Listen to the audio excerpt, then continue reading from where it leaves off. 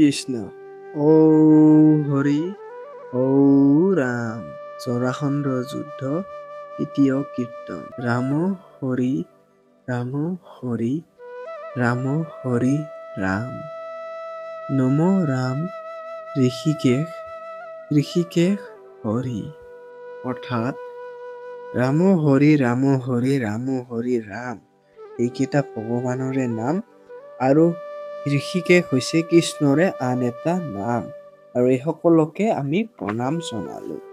কৃষ্ণ পাছে বলিসুত বান দিলা হেন সমিধান মৰ যত ৰাজ্য ভাৰ তোমাৰেহে অধিকাৰ। আৰু পিছত বলৰামক শক্তিশালী যোদ্ধা বুলি ভাবি শ্ৰীকৃষ্ণই বলৰামক ৰাজ্যভাৰ দি ৰজা পাতি দিলে। কাৰণ বলৰামেহে সেই দায়িত্ব ল'ব পাৰিব, সেইবাবে শ্ৰীকৃষ্ণই বলৰামক ৰাজ্যৰ ৰজা পাতিলে। এই বুলি দৈত্যপতি অসংখ্যাত হয় হস্তি দিলা দৈত্য সেনা ৰথ কৰি তাৰ মনোৰথ। আৰু এই বুলি দৈত্যপতিয়ে অসংখ্য হাতী আৰু দৈত্য সেনা আনিল আৰু জৰাসন্ধৰ মনৰ ইচ্ছা পূৰণ কৰিল।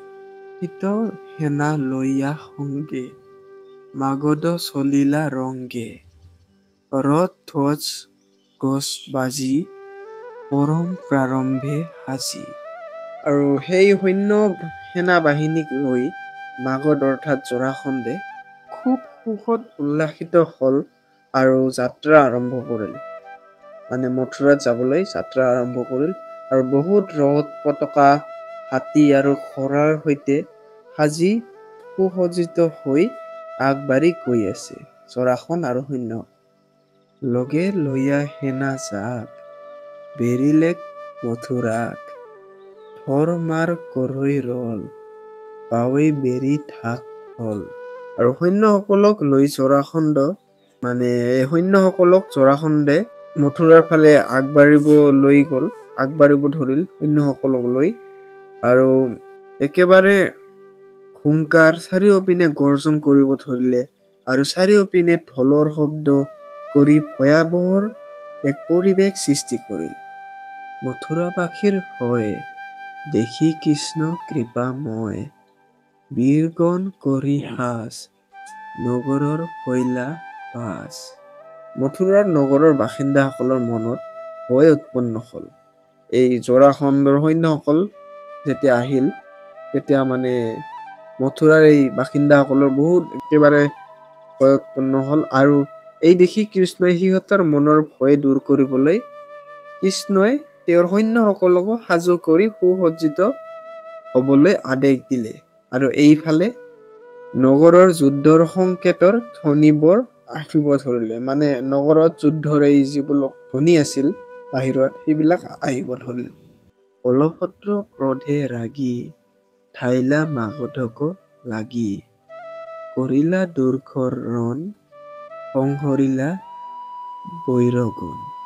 আৰু তাৰপিছত বলৰামে অতি ক্ৰোধত জৰাসন্ধক মাৰিবলৈ অতি ক্ৰোধেৰে গল আৰু বলৰামে সকলো শত্ৰু সৈন্যসকলক ধ্বংস কৰিলে।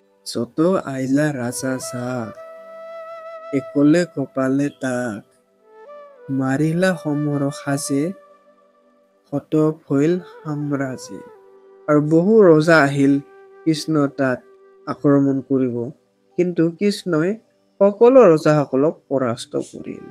বলভদ্ৰে জৰাসন্ধে যুঁজিলন্ত মালবন্ধে প্ৰহাৰে অনেক ভাৱে চান্দি ধৰি পাৰে পাৱে। আৰু তাৰ পিছত জৰাসন্ধ আৰু বলৰাম মল্ল যুদ্ধ কৰিব ধৰিল। যুদ্ধত দুয়োৰে প্ৰচণ্ড শক্তি আৰু কৌশলৰ প্ৰয়োগ হল। আৰু এই মল্ল যুদ্ধত বলৰামে প্ৰচণ্ড আঘাত কৰিলে জৰাসন্ধক আৰু এই আঘাত দি পৰাস্ত কৰিলে। পাছে বল সন্ধুকীয়া মাগধক আস্ফালিয়া এৰাইলা ওলটা বান্ধে লাংগল ভেজাইলা কান্ধে। বলৰামে পিছত নিজৰ শক্তিৰ প্ৰদৰ্শন কৰিল আৰু যুদ্ধৰ মাজত বলৰামেও জৰাসন্ধক উপেক্ষা কৰিছিল। আৰু তাৰ পিছত বলৰামে জৰাসন্ধক ওলোটাকৈ বান্ধি নিজৰ শক্তিৰে নাঙলত জৰাসন্ধক মূৰ্ছিত কৰি নিজৰ বিজয় নিশ্চিত কৰিল। আজৰি আনিলা কাছে, মুখলৈ উচ্চায়া পাছে, মুণ্ড ভাঙ্গিবাক শান্ত, সেহি বেলা শুনিলন্ত। আৰু তাৰ পিছত বলৰামে তীব্ৰ গতিত যাই মুখল অস্ত্ৰৰে জৰাসন্ধৰ মূৰ ভাঙিব গৈছিল। কিন্তু কিবা এটা বিশেষ সংকেত শুনাৰ কাৰণে এইটো বিশেষ এটা সংকেত আহিল। পৰিল আকাশী বাক, নমাৰা নমৰা আক, শুনি বল সৰ্বজান, ৰাখি মাগধৰ প্ৰাণ। আৰু বলৰামে জৰাসন্ধক মাৰিব খোজাৰ সময়ত আকাশৰ পৰা এক আকাশবাণী শুনিল যে নমাৰা নমাৰা তাক। এই বাক্য শুনি বলৰামে জৰাসন্ধক নামাৰিল। এটা আকাশৰ পৰা আকাশবাণী হ'ল, আৰু এই আকাশবাণীৰ ফলত যে ক'ল নামাৰিবা ইয়াৰ প্ৰাণ ৰক্ষা দিয়ে, আৰু সেই শুনি বলৰামে জৰাসন্ধৰ প্ৰাণ ৰক্ষা কৰিল। এৰিলা দাৰুণ যুদ্ধ, ৰথে চৰি শলায়ুদ্ধ, কৃষ্ণে সমে লৰি গৈলা, মথুৰা প্ৰৱেশ হৈলা।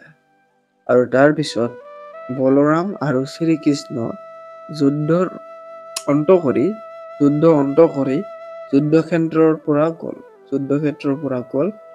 আৰু বলৰাম আৰু শ্ৰীকৃষ্ণৰ লগত থকা সকলো সৈন্যসকল মথুৰালৈ প্ৰৱেশ কৰিল। এহিমতে ৰাম হৰি, বিপক্ষক ক্ষয় কৰি, যত পাইলা অলংকাৰ, কিৰীটি কুণ্ডল হাৰ। আৰু পিছত কৃষ্ণ আৰু বলৰাম শত্ৰুক ধ্বংস কৰি বিজয় হোৱাৰ পিছত শত্ৰুপক্ষৰ যিবিলাক মণি মুকুতা, কণ্ঠত যিবিলাক মালা আছিল, কাণৰ যিবিলাক আভূষণ আছিল, এই আ অলংকাৰ সকলো আদি অলংকাৰসমূহ প্ৰাপ্ত কৰিল। যাদৱ ৰাজাক দিলা, মনুষ্যৰ দেখাই লীলা, কৰিলন্ত ক্ৰীড়া হৰি, ভকতৰ প্ৰীতি কৰি। শ্ৰীকৃষ্ণই নিজে যাদৱ ৰাজাক মনুষ্য ৰূপে জন্মগ্ৰহণ কৰি নিজৰ লীলা দেখুৱালে। আৰু এই লীলাৰ জৰিয়তে শ্ৰীকৃষ্ণই লীলা ক্ৰীড়া কৰি ভকতৰ মনৰ প্ৰীতি পূৰণ কৰিল। পাছে জৰাসন্ধ ৰাজা, যুদ্ধ হাৰি হুইয়া লজ্জা, দেশে গৈল অধোমুখে, নাযায় নোপোহাই দুখে। পিছত মগধৰ শক্তিশালী ৰজা জৰাসন্ধ কৃষ্ণৰ লগত যুদ্ধ হাৰি খুব লজ্জিত হ'ল, আৰু সেই লজ্জিত অৱস্থাতে নিজৰ দেশত উভতি গ'ল। আৰু এই পৰাজয়ৰ যিটো লজ্জা আছে আৰু দুখ আছে, এইবোৰ মনত ৰাখি একেবাৰে দুখত আছে, যেন একো কাম কৰিবলৈ মন নাযায়, একো ভাৱ চিন্তা বৰ ভাল নালাগে, এই ধৰণৰ ভাৱত জৰাসন্ধ আছে। দুনাই দুনাই দেওধাৰ, হাৰিল 17 বাৰ, তথাপি নভৈল লজ্জা, আৰকা জৰাৱে প্ৰজা।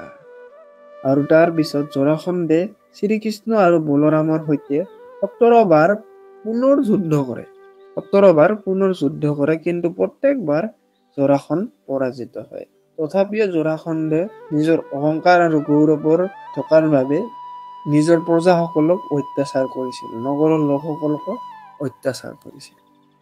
সাধিব ইবাৰ জয়, এহি বুলি দুৰাশয়, সাজে চতুৰংগ দল, নজানে কৃষ্ণৰ বল। আৰু পিছত জৰাসন্ধে আকৌ এবাৰ বিজয় হোৱাৰ আশাত চতুৰংগ দল সাজি ওলাল। কিন্তু জৰাসন্ধে কৃষ্ণৰ শক্তিৰ বিষয়ে অজ্ঞাত। কৃষ্ণৰ কিংকৰে ফণে, শুনিয়ক সৰ্বজনে, মাধৱৰ জন্ম কৰ্ম, আতপৰে নাহি ধৰ্ম। কৃষ্ণৰ কিংকৰ অৰ্থাৎ শংকৰদেৱে কৈ আছে, শুনা সৰ্বজন, সকলোকে কৈ আছে, শুনা সৰ্বজন, শ্ৰীকৃষ্ণৰ জন্ম লীলা কৰ্ম আৰু এই ধৰ্মৰ নিচিনা আন কোনো ধৰ্মই নাই, এই বুলি কৈ আছে। অদ্যাপি নুপুজৈ বুদ্ধি, কলিযুগে মহৈ খদ্ধি, কৃষ্ণ ৰাম নাম বাণী, কেনে হেলা কৰা জানি। এতিয়া বহু লোকে বুজি নাপায় যে কলি যুগত সকলো দুখ কষ্ট আৰু পাপৰ পৰা মুক্ত হোৱাৰ একমাত্ৰ মহৌষধি অৰ্থাৎ একমাত্ৰ উপায়, একমাত্ৰ ৰাস্তা, একমাত্ৰ পথ হৈছে ভগৱন্ত শ্ৰীকৃষ্ণৰ নাম। কৃষ্ণ ৰাম নামৰ বাণীয়ে হৈছে কলি যুগত আমাৰ সকলোৰে উদ্ধাৰ হোৱাৰ ৰাস্তা, একমাত্ৰ উপায়। আৰু এইটো জানি ইয়াক বহু লোকে উপেক্ষা কৰে আৰু উপেক্ষা কৰিলে সিহঁতৰ নিজৰে ক্ষতিগ্ৰস্ত হ'ব এইবুলি কৈছে। যত মহাযজ্ঞ দান, তপ জপ তীৰ্থ স্থান, কেহ নহে আকৌ হৰি, ডাকি বলা হৰি হৰি। যিমান মহাযজ্ঞ, মহাদান আৰু পুণ্য কৰ্ম আছে আৰু যিমান তপ জপ তীৰ্থস্থানত স্নান এইবোৰ যিমান পুণ্য কৰ্ম আছে এই সকলতকৈ আৰু সেই সকলৰ সমান এটাই হ'ল শ্ৰীকৃষ্ণৰ নাম। এই নাম ল'লে এইবোৰত আমি যাবই নালাগে, এইবোৰ আমি কৰিবই নালাগে।